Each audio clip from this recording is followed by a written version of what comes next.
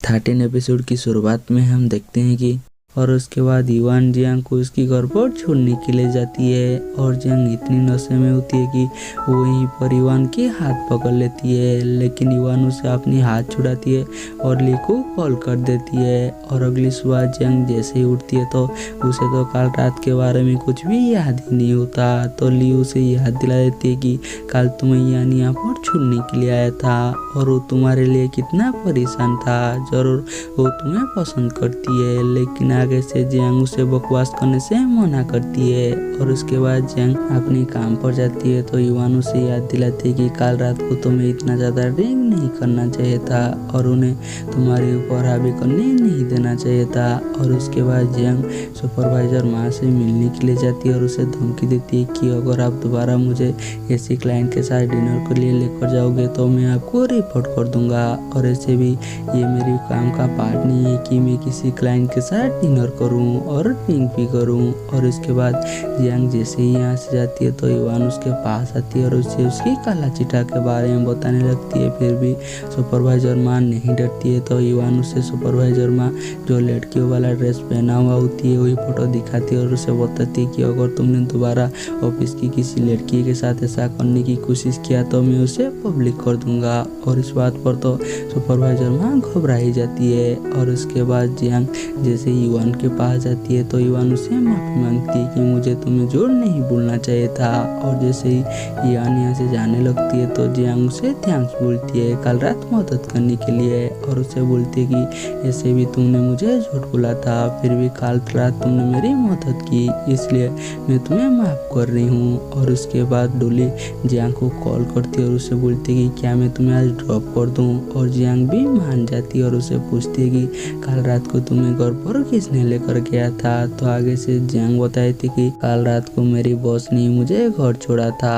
और जैसे ही जियांग उसे ली की एड्रेस पर ड्रॉप करने के लिए बोलती है तो आगे से डोली पूछती है कि क्या तुम तुम्हारी घर बदलती है। तो जियांग उसे हाँ बोलती है, जो सुनकर डोली तो काफ़ी खुश हो जाती है और वो जियांग को पूछती है कि तुम्हारी और युआन की क्या रिलेशन है। तो आगे से जियांग बताई थी कि हम दोनों बचपन का दोस्त थे, लेकिन हमेशा बचपन में मुझे युआन बुली करता था।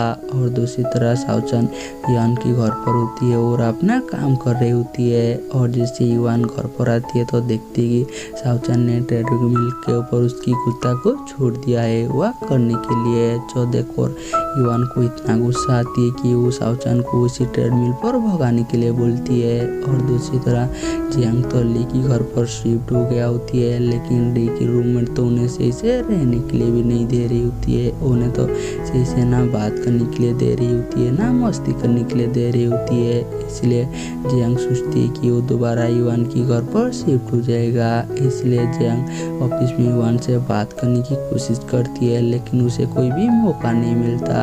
इसलिए वो काम खत्म होने के बाद भी युआन का इंतजार करती है, जो कि युआन नोटिस कर देती है और उसके पास आती है और उससे बोलती है कि क्या तुम मुझे कुछ कहना चाहते हो। लेकिन आगे से जियांग बोलती है कि कल रात को तुमने मेरी मदद की थी, इसलिए मैं तुम्हें थैंक्स बोलना चाहती हूँ। और वो युआन को डिनर पर लेकर जाती है, लेकिन आगे से युआन समझ जाती है कि जियांग उसके घर पर दोबारा से शिफ्ट होना चाहती है। इसलिए वो अपने असिस्टेंट को मैसेज करती है और उसे कॉल करने के लिए बोलती है। और वो जियांग को बोलती है कि ऐसे भी तुम तो मेरे घर पर नहीं रहना चाहती हो, इसलिए मैं सोच रही हूँ कि उसे किसी को रेंट पर दे दूँ। तो भी उसकी असिस्टेंट कॉल करती है तो जियांग को ऐसे दिखाती है कि कोई कस्टमर कॉल किया है और उसकी घर रेंट पर लेने के लिए इंटरेस्टेड है। और वो जियांग को सुनाने लगती है, लेकिन जियांग आगे से उसी कस्टमर को बोलती है कि उसकी घर ऑलरेडी कोई रेंट पर ले चुका है। और वो युआन को बोलती है कि मैं दोबारा से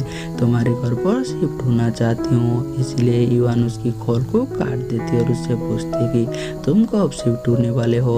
और जैसे ही जियांग उससे बताई थी कि मैं 2 या 3 दिन में शिफ्ट हो जाऊंगा, तो आगे से युआन उससे बोलती है कि मुझे लगता है कि मुझे उसी कस्टमर को दोबारा से कॉल करना चाहिए, क्योंकि वो भी रेंट देने वाली है। इसलिए जियांग तो अपनी खाना छोड़कर यहाँ से चली जाती है फटाक से शिफ्ट करने के लिए। और दूसरी तरह शाओचन ली की स्टोर पर काम कर रही होती है और उसकी काम खत्म जैसे होती है और उसकी अब जैसे ही रजिस्टर होती है वो तो बहुत ज़्यादा खुश हो जाती है। और उसकी साइट में ली होती है और साउचन इतना खुश होती है कि ओली को गले ही लगा लेती है।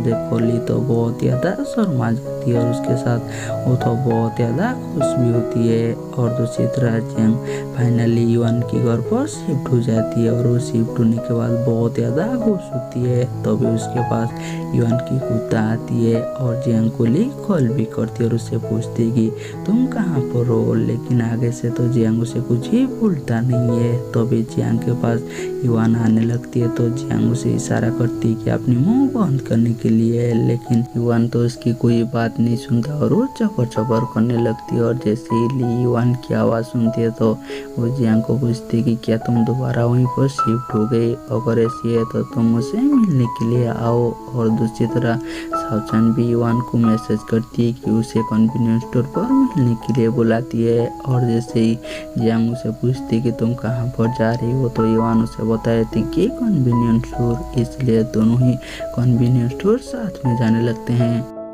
और यहीं पर हमारी एपिसोड ख़त्म हो जाती है और हम मिलेंगे जल्दी नेक्स्ट एपिसोड में।